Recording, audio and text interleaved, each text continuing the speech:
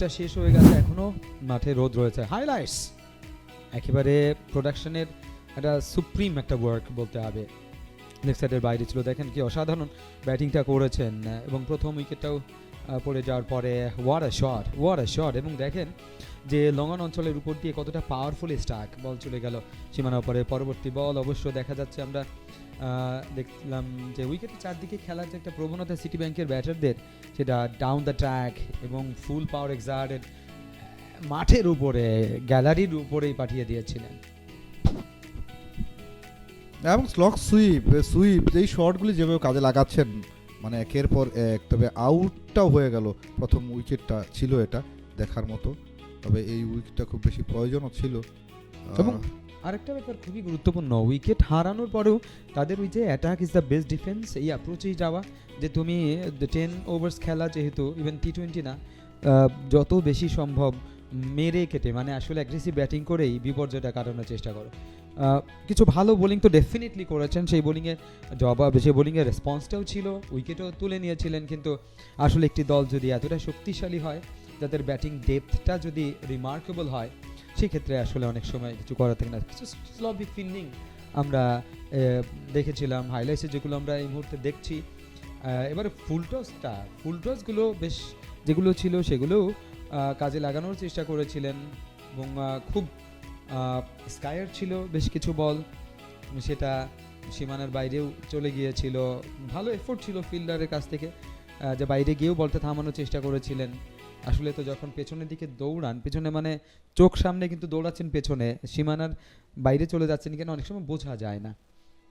Right. তবে city ব্যাংকের batting line আপটা যদি আপনি একটু দেখেন, অবশ্যই স্পষ্ট লক্ষ্য করবেন যে তারা ওই হয় না যে একটা টিমের মধ্যে একজন দুজন ব্যাটার উপর নির্ভরশীল হয়ে পড়ে টিমটা, কিন্তু সিটি ব্যাংকের এই লাইন আপটার মধ্যে একটু খেয়াল করেন যে একজন দুজন ব্যাটার উপরে তারা কিন্তু নির্ভরশীল নয়, একাধিক ব্যাটার রয়েছে যারা জ্বলে উঠতে পারে এবং উঠছেও তাই, এবং টিমকে কোনো না কোনো ম্যাচে বের করবার জন্য যথেষ্ট। যেমন এই যে ম্যাচটাতে দেখলেন ইনজামামের 69টি রান 17 বল থেকে, দেখছিলাম তার হাইলাইটস। একটু যদি আমরা এই হাইলাইটসগুলোর উপর বা তাদের শর্টসের কথা বলি, একটু খেয়াল করে দেখে যে কিছু শর্টস বা কিছু ক্ষেত্র যদি আমরা বাদ দেই, তাহলে কতটা impressive, straight as an arrow এবং সোজা শটটা যেটা খেলেছেন, বল চলে যায় সীমানার বাইরে। এই যে শটগুলো দেখা যায় যে ফুল ব্লেডে, মাছ ব্লেডে নিয়ে ফুল পাওয়ার, ইনজামাম একজন বিগ ম্যান, দেখুন শট খেলার স্টাইলটা কি, যে উনি মানে বলটা যখন ব্যাট থেকে বের হচ্ছিল তখনই বোঝা যাচ্ছিল যে সীমানার উপরে চলে যাবে। এই ধরনের শটগুলো যেটা লফটেড এবং যেটা চলে যাবে সীমানার ওপারে, এটা নিয়ে কোনো সন্দেহ ছিল না। আমিও কমিটিতে ওই সময়ে ছিলাম এবং বলছিলাম যে পড়ার সাথেই যে বল সীমানার বাইরে চলে যাচ্ছে। দেখুন ইনজামাম যখন অ্যাঙ্গেল হয়ে ঘুরে একেবারে যখন ব্যাটটা চালান, সমস্ত শক্তি ব্যাটের উপরে গিয়ে পড়ে এবং সেই ব্যাটটা বলের পিছনে আঘাতটা হানে। সেই বলটা যদি 6 নাও হয়, সেটা কিন্তু ইনসাইডে হয়েও কিন্তু 4 হয়েছে, অনেকবার হয়েছে যে কাভারের উপর দিয়ে, মানে কাভারের উপর, তারপরে ব্যাকওয়ার্ড স্কোয়ালে অঞ্চল, উইকেটের চারদিকে খেলার যে অ্যাবিলিটি ইনজামামের আছে, ইনফ্যাক্ট সিটি ব্যাংকের অনেক প্লেয়ারের, বিশেষ করে ব্যাটারদের আছে। এটা সত্যি চমৎকার একটা ইউনিট হয়ে বেশ কিছুদিন না, মানে বেশ কয়েক বছর ধরেই তারা একসাথে খেলে আসছে, সব ধরনের টুর্নামেন্টগুলোতে, কর্পোরেট ক্রিকেটে তারা ভালো করে আসছে। এবার অবশ্য আমরা ব্যাটিং দেখছি ঢাকা ব্যাংকের, তাদের আজকের দিনটা তাদের জন্য নয়, ভালো দল, তারপরেও আসলে ভালো দলের এগেনস্টে ভালো, আরও তার থেকে আরও ভালো না করলে দেখা যায় ম্যাচটা জেতা সম্ভব হয় না। দেখুন যেখানে 10 ওভারে এই ম্যাচে 10 ওভারের এই ক্রিকেটে যেখানে 170টি রান থাকে, সেখানে পর্বত সম রান দাঁড় করিয়ে দিয়েছে সিটি ব্যাংক এই ঢাকা ব্যাংকের চোখের সামনে। এত বড় স্কোরটা দেখে আপনার এমনিতেই কিন্তু আপনি প্রেশারে পড়ে যাবেন।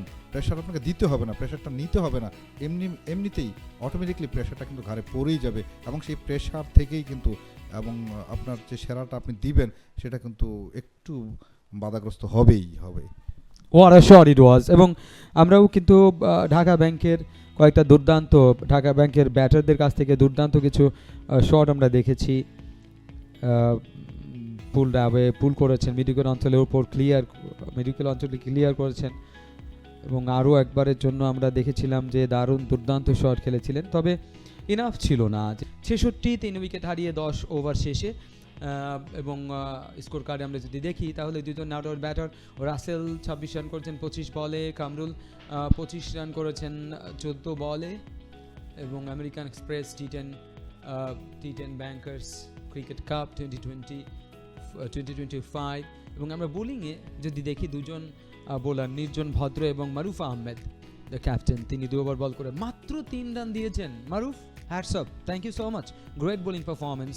ব্যাট হাতে ভালো করতে না পারলেও বোলিং এতে পুষিয়ে দিয়েছেন। এটা হচ্ছে একজন অলরাউন্ডারের বড় বৈশিষ্ট্য, যে আমি ব্যাট হাতে না পারলেও বল হাতে সেটাকে আমি পুষিয়ে দেওয়ার চেষ্টা করছি। সিটি ব্যাংক 169 রান করে। ওই যে ইনজামামের কথা বললাম, ইনজামামের এখানে একটু কারেকশন আমি করে দিই। বলছিলাম যে 17 বলে এত রান তার কোনো ইনিংস আছে কিনা। হ্যাঁ, তার সাথে আমি একটু প্রশ্ন রেখেই বলেছিলাম 17 বলে 72 রান আছে তার একটা ইনিংস, তাহলে বুঝতেই পারছেন যে কতটা বিধ্বংসী একজন ক্রিকেটার। 69 17 বলে এবং আরিফুজ্জামান আকাশ 37 13 বলে করেছেন, শোভন 26 রান করেছেন 9 বলে এবং আমানুল্লাহ আমান 12 রান করেছেন 11 বলে। এবং ঢাকা ব্যাংকের বোলারদের মধ্যে সবাই একটি করে উইকেট নিয়েছেন। রায়হান একটি উইকেট নিয়েছেন, হাসান একটি উইকেট নিয়েছেন, রাশিদ একটা উইকেট নিয়েছেন এবং সামিউল একটা উইকেট নিয়েছেন।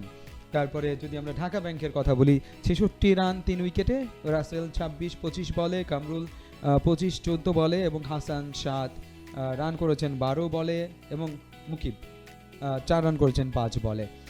এদিকে সফল বোলার যদি বলি, মারুফ আহমেদ দ্য ক্যাপ্টেন 3 রানে একটি উইকেট নিয়েছেন, 2 ওভার বল করেছেন। ইকোনমির টাইম সো ইমপ্রেসিভ, মানে টেস্ট ক্রিকেটে এত ভালো ইকোনমি আনা অনেক সময় কঠিন হয়, যে 1.5। নির্জন ভদ্র 1 উইকেট নিয়েছেন 9 রানে, দুর্দান্ত বোলিং পারফরমেন্স। এবং শাহেদ, তিনি 5 রান দিয়েছেন, কোনো উইকেট তার নামের পাশে নেই, তবে একটা ওভার তিনি করেছেন। নয়ন 2 ওভার বল করেছেন, 13 রান দিয়েছেন, কোনো উইকেট তার নামের পাশে নেই। একটা বিশাল জয় মিস্টার রহমান।